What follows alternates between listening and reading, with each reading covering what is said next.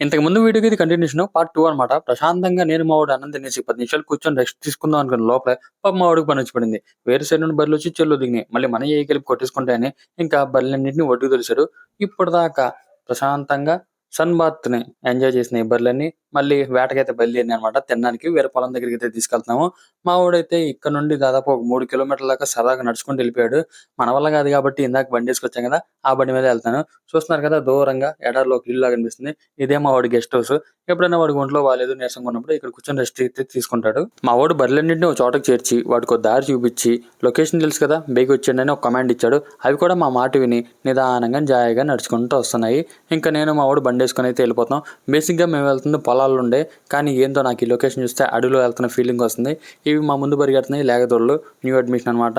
Game rules అంతకు తెలియవు, అందుకని రన్నింగ్ రేస్ పోటీ పెట్టుకున్నాయి మా బండి ముందు. లొకేషన్కి ముందుగానే చేరుకొని తమ్ముడు చెట్టు కింద నుంచొని కంటి చూపుతోనే బర్రెల్ని కంట్రోల్ చేస్తున్నాడు. ఎందుకంటే వాడు వెనకమాలనమాట బర్రెలు తినే గడ్డి మొన్నే వేసాడు రీసెంట్గా.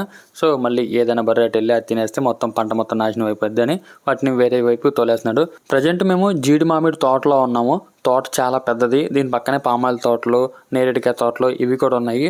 బర్రెలు వచ్చేసి ఈ జీడి మామిడి తోటలో వాటికి ఇష్టం వచ్చింది ఏదన్నా తినొచ్చు, ఈ ఒక్క గడ్డి తప్ప. ఎందుకంటే ఇవి గడ్డి పెద్ద అయిన తర్వాత మళ్ళీ వాటికి పెడతాడు.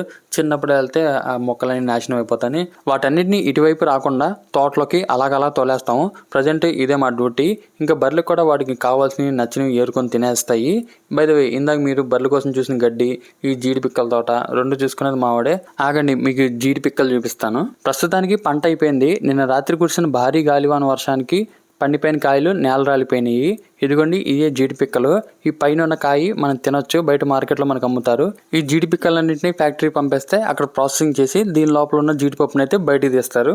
మీకు కూడా జీడి పిక్కలు కావాలంటే కామెంట్ సెక్షన్లో అయితే కామెంట్ చేయండి. మా తమ్ముడికి వీటితో పాటు బొబ్బర్లు, మినువులు, ధాన్యం, కూరగాయలు, వ్యవసాయం చేసుకోవడానికి మంచి భూమి, నీళ్ళ సదుపాయం ఉంటే తస్సదియా ఏ పంట అయినా పండించేస్తాడు. దేశానికి వెన్నుముక్క రైతు అంటారు చూడండి, మా వాడు కూడా ఆ కేటగిరీకి చెందినవాడే. మా తమ్ముడు ఒక మంచి రైతు.